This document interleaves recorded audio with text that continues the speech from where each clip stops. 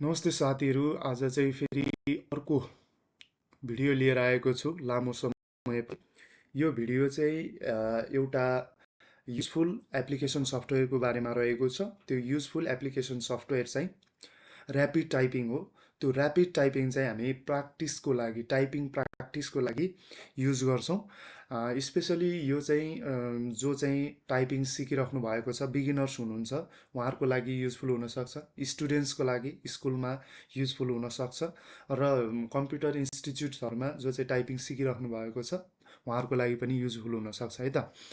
अब यो rapid typing चाहिँ एउटा इङ्ग्लिस टाइप गर्ने चाहिँ एउटा टाइपिङ सफ्टवेयर हो, जुन चाहिँ इन्ट्रेस्टिङ र इन्ट्रेक्टिभ पनि छ।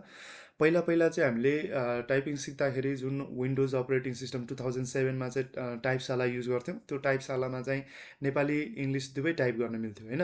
तर ऱ्यापिड टाइपिङमा चाहिँ इङ्ग्लिस मात्र मिल्छ, तर इन्ट्रेस्टिङ छ है त। अब अहिलेको नयाँ अपरेटिङ सिस्टम, नयाँ भर्जन अपरेटिङ सिस्टम जस्तै विन्डोज 10, विन्डोज 11मा टाइपशाला त्यो चाहिँ नचल्न सक्छ अथवा चल्दैन होइन।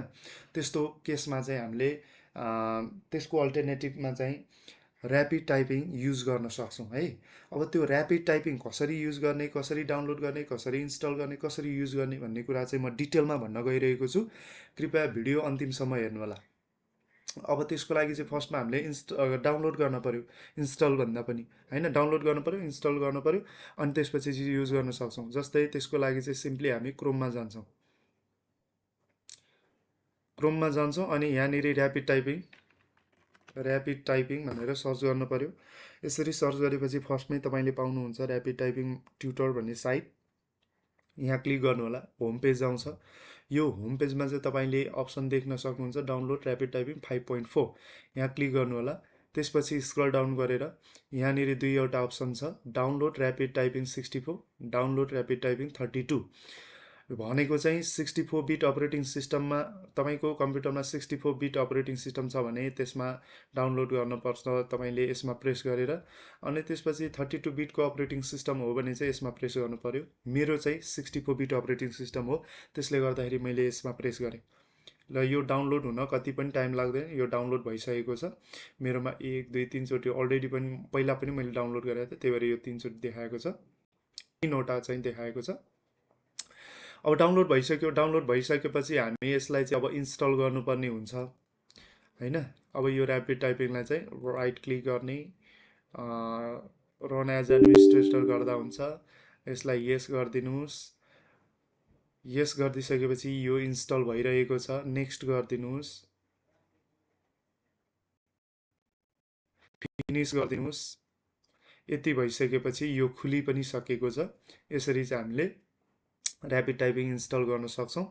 ऱ्यापिड टाइपिङ इन्स्टल गरिसकेपछि अब यसलाई चाहिँ हामीले आफूले चाहिएको बेलामा चाहिँ प्र्याक्टिस गर्न मिल्छ है। अब जस्तै यस्तो फर्मेटमा छ। फर्स्ट अफ अल हामी चाहिँ यो इन्ट्रोडक्सनमा पार्टमा जाउँ। यसमा डिफ्रेन्ट अप्सनहरू छ।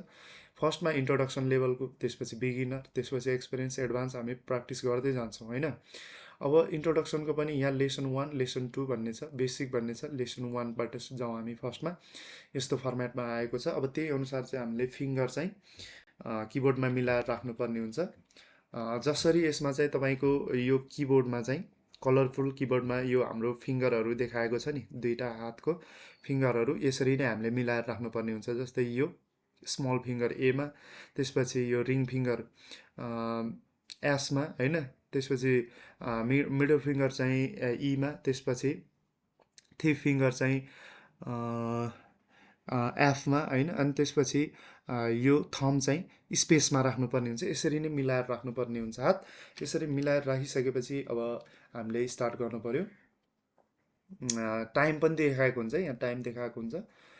एफ स्पेस जे स्पेस डी स्पेस के स्पेस एफ स्पेस जे स्पेस डी स्पेस के स्पेस स्पेस एफ स्पेस जे स्पेस डी स्पेस के स्पेस जेएफ स्पेस जे स्पेस डी स्पेस के।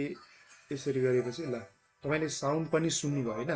यसरी चाहिँ साउन्ड पनि हामीले यसमा सेट गर्न सक्छ। अझ चाहिँ यसले इन्ट्रेस्टिङ बनाउँछ साउन्डले पनि। अब ओके, गुड, एक्सलेन्ट रिजल्ट पनि देखाएको हुन्छ। अलिक स्लो गर्नुभयो अथवा चाहिँ धेरै मिस्टेक गर्नुभयो भने ओके होला, गुड होला होइन। यसरी चाहिँ तपाईँको रिजल्ट पनि सो अफ हुन्छ यसमा है। अनि त्यो यो एउटा लेभल सकेपछि फेरि गो अन गर्ने अर्को स्टार्ट हुन्छ होइन। यसरी नै गर्दै जाने इन्ट्रोडक्सनको पार्ट भयो, अनि त्यसपछि बिगिनर्सको पार्टमा यस्तो आउँछ, त्यसपछि एक्सपिरियन्सको पार्टमा चाहिँ अलिकति वर्ड जस्तो आउँछ, यसरी चाहिँ वर्ड जस्तो चाहिँ आउँछ। यसरी चाहिँ हामीले टाइप गर्दा पनि यो साउन्डहरू आइरहेछ नि, यो साउन्डहरू चाहिँ हामीले यसमा चाहिँ सेट गर्न सक्छौँ। एडभान्समा चाहिँ अलिकति यो प्याराग्राफ लेख्ने खालको टाइप गर्ने खालको चाहिँ आउँछ होइन। यो लेसनहरू टन्नै छ यसमा।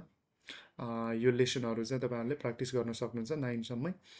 अनि त्यसपछि यहाँ डिजिट्सहरू प्र्याक्टिस गर्ने भए यो डिजिट्सहरू जुन सिम्बलहरू नम्बरहरू आउँछ। त्यसपछि न्युमेरिक प्याडको नम्बर प्याडको चाहिँ यसरी आउँछ है, जस्तै 1 2 3 4 5 6 7 8 9 यसरी चाहिँ प्र्याक्टिस गर्न सक्नुहुन्छ है।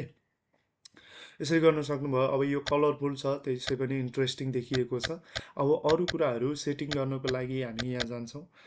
किबोर्ड देख्न सक्नुहुन्छ, किबोर्डको कलर तपाईँले चेन्ज गर्न सक्नुहुन्छ यहाँबाट आफ्नो चोइस अनुसार। अनि स्किम पनि दिएको छ यहाँ, स्किम डिफ्रेन्ट स्किम पनि यसरी दिएको छ, यो चेन्ज गर्न सक्नुहुन्छ, यसरी गर्न सक्नुभयो। अनि त्यसपछि किबोर्डको सक्यो। त्यसपछि ब्याकग्राउन्ड टेक्स्ट कलरहरू होइन, कस्तो खालको ब्याकग्राउन्ड राख्ने तपाईँले चाहिँ चुज गरेर सेट गर्नु होला। अनि त्यसपछि यहाँ blank paper, light, marine, dark यसरी पनि युज गर्न सक्नुहुन्छ। एनिमेसन पनि युज गर्न सक्नुहुन्छ, यसरी सेट गर्न सक्नुहुन्छ है। यसरी चाहिँ इन्ट्रेस्टिङ ब्याकग्राउन्डमा तपाईँले टाइपिङ सिक्न सक्नुहुन्छ। अनि त्यसपछि फन्टमा जाउँ। फन्टमा गइसक्नु भएपछि यो फन्ट पनि चेन्ज गर्न मिल्छ कुन फन्टमा। जस्तै यहाँ क्यालिब्री छ, टाइम्स न्यू रोमनमा टाइप गर्ने कि होइन। जस्तै मैले यहाँ सर्च गरेर सक्नुहोस् है, यहाँनिर अरू तपाईँले स्क्रल डाउन गरेर सर्च गर्न सक्नुहुन्छ। अनि त्यसपछि फन्ट साइज कतिको राख्ने त्यो गरेर चाहिँ तपाईँले सेट गर्न सक्नुहुन्छ है। अनि त्यसपछि साउन्ड मैले भनिहालेँ अघि नै, साउन्ड हामीले जुन एउटा लेभल कम्प्लिट गर्दाखेरि साउन्ड आएको थियो नि, त्यो साउन्डहरू चाहिँ यहाँबाट मेन्टेन गर्न सक्नुहुन्छ। जस्तै sound for very good result, sound for good result होइन, गुड रिजल्ट हुँदाखेरि साउन्ड कस्तो, त्यो चाहिँ यहाँ चाहिँ यदि साउन्ड राख्नुहुन्न भने यो स्टिक सबै हटाउनु पऱ्यो। साउन्ड राख्नुहुन्छ भने चाहिँ यसरी चाहिँ तपाईँले साउन्ड सेट गर्नु पऱ्यो है। अनि त्यसपछि साउन्ड भयो। अब थिमको कुरा भयो, थिम तपाईँले अब कलर चाहिँ चेन्ज गर्न सक्नुहुन्छ यसरी होइन, थिम। अनि त्यसपछि सर्टकट कीहरू तपाईँले कमनली युज गर्न पर्ने सर्टकट कीहरू यहाँबाट पनि सिक्न सक्नुहुन्छ। अनि त्यसपछि प्रोग्रामिङ ल्याङ्ग्वेज भनेको त्यही हामीले इङ्ग्लिस ल्याङ्ग्वेज युज गर्ने हो।